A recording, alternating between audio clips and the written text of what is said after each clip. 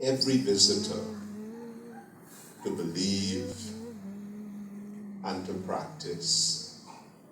I want to say that I am indebted to you, sir, and I will just give one political story.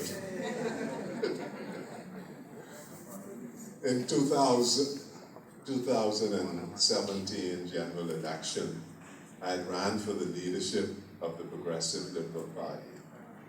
And I remember I came to the house, and Mr. Antonio, he said, "Mr. Sears, you know I love you.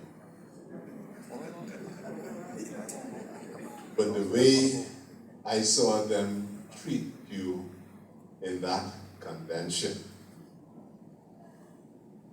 in other words, honest,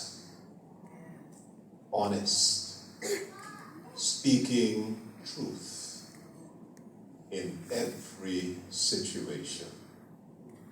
And you have taught me, sir, how to live.